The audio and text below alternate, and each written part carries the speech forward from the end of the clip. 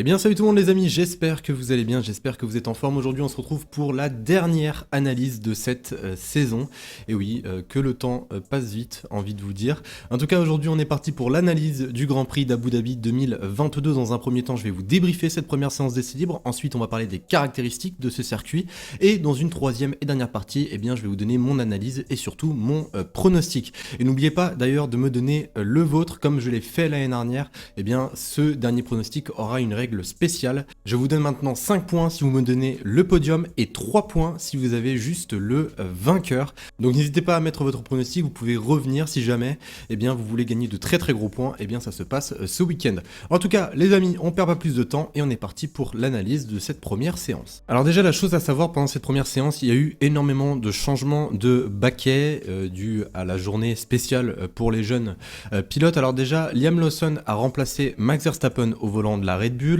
Schwarzman a remplacé Carlos Sainz chez Ferrari, Jack Doohan a remplacé Fernando Alonso, Howard a remplacé Norris, Kubica a remplacé Guan Yu Zhou, Drukovic, le champion de F2, a remplacé Lance Stroll, Fittipaldi a remplacé Schumacher et Logan Sargent a remplacé Nicolas Latifi. D'ailleurs, petite information par rapport à Schumacher, eh bien c'est désormais officiel, Schumacher ne sera pas en Formule 1 en 2023, tout simplement, il sera remplacé par Nico Hülkenberg. Je pense que j'en parlerai dans une autre vidéo un petit peu plus en profondeur, ne vous inquiétez pas. En tout cas, cette première séance a été longuement menée par Lewis Hamilton qui est venu chercher le meilleur temps. Il est suivi par son coéquipier, George Russell. Il faut savoir que tous les pilotes sont à peu près partis en pneus tendres. D'ailleurs, on peut retrouver Charles Leclerc, 3e, Sergio Perez, 4e et Liam Lawson, 5e. Sébastien Vettel occupe la 6e place. Robert Schwarzman, 7e, 8e Daniel Ricciardo, lui-même suivi par Valtteri Bottas à la 9e position et Alexander Albon vient terminer ce top 10.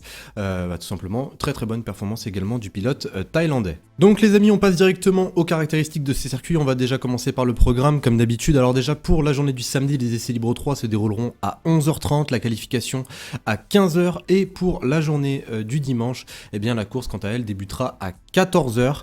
Alors au niveau des prévisions météo, on annonce entre 28 et 32 degrés pendant tout le week-end. Les pneus maintenant sélectionnés par Pirelli, eh bien ce sont les C3, les C4 et les C5. Au niveau des données des chronomètres qui ont été établis auparavant sur ce circuit, eh bien déjà le tour en course le plus rapide avait été réalisé par Max Verstappen en 2021 en 1:26.103. La distance de ce circuit est de 5,2 km. La longueur de la course au total sera de 306 km. La première apparition de ce Grand Prix fut en 2009. Le sens est anti-horaire. Pendant la course, on pourra retrouver 58 tours. Un tour comporte 2 zones de DRS et il comporte également 16 virages, 6 à gauche, 10 à droite. La pole position se situe à la droite du circuit et la distance entre le poleman et le premier freinage est d'environ 180 mètres. Donc il devrait, je l'espère, se passer énormément de choses. Alors les amis, on est parti maintenant pour mon analyse et mon pronostic et je veux absolument aborder 3 choses. Alors déjà, première chose, eh bien le pronostic, voilà, de ce Grand Prix, qui va gagner ce Grand Prix d'Abu Dhabi. Personnellement, je vois potentiellement Hamilton l'emporter. J'ai trouvé que sa performance au Brésil était très très encourageante pour ce Grand Prix. Il n'a pas encore remporté de Grand Prix cette année et c'est très très rare. Voilà, normalement Hamilton remporte toujours un Grand Prix chaque année. Et là, pour le coup, je sens que les Mercedes sont plutôt en bonne forme. Après, bien évidemment, je ne me réfère pas à la première séance d'essai libre, hein, rien à voir. Je me réfère vraiment par rapport à la performance globale de cette Mercedes depuis quelques Grands Prix. Deuxième, je vois Sergio Perez et en troisième position, pourquoi pas Max Verstappen. Ouais, je vais laisser Max Verstappen puisque selon moi, je pense que Sergio Perez va rester devant Max Verstappen pour le championnat du monde. En tout cas, voilà pour la première chose. Deuxième chose, on va voir qui sera vice-champion du monde. Ça se joue entre Perez et Leclerc. Je rappelle que les deux pilotes sont tous deux à 290 points. Et c'est là où j'en reviens en fait à mon pronostic et c'est pour ça que j'ai mis Perez devant Verstappen. Je vois Perez terminer vice-champion du monde. Je trouve que Ferrari en ce moment, ils n'ont pas l'air en forme, que ce soit sur la piste ou en dehors de la piste. Il y a des rumeurs qui commencent à fuser sur l'avenir de Mattia Binotto. Charles Leclerc, on le sent beaucoup plus oppressé et frustré par cette situation. Donc ça ne m'étonnerait pas que Charles Leclerc ne termine pas vice-champion du monde, à mon grand regret, parce que c'est un pilote que j'adore. Mais bon, voilà, Checo, je le vois potentiellement vice-champion cette semaine. Donc ça, c'est pour la deuxième chose. Et troisième chose, eh bien, le départ, voilà, de Sébastien Vettel Vettel, la fin de carrière de Sébastien Vettel. Il fallait aussi qu'on en parle. Voilà, Sébastien Vettel, c'est son dernier Grand Prix. Donc voilà, je voulais absolument en parler et vous montrer également cette photo.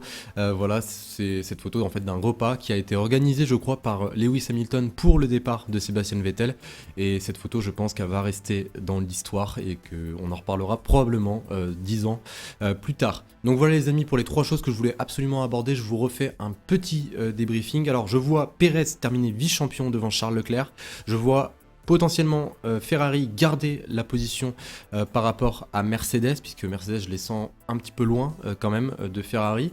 Je vois Alpine terminer devant McLaren, et pourquoi pas une bonne performance des Williams, notamment celle d'Alexander Albon. En tout cas les amis, j'espère vraiment que cette analyse vous aura plu, cette dernière analyse de la saison. Sur ce, moi je dois préparer une vidéo pour demain, voilà une vidéo très spéciale qui je pense devrait vous faire plaisir. Je vais la tourner juste après celle-ci, et sur ce les amis, je vous souhaite une excellente journée, une excellente soirée, prenez soin de vous et je vous dis à la prochaine. Salut tout le monde.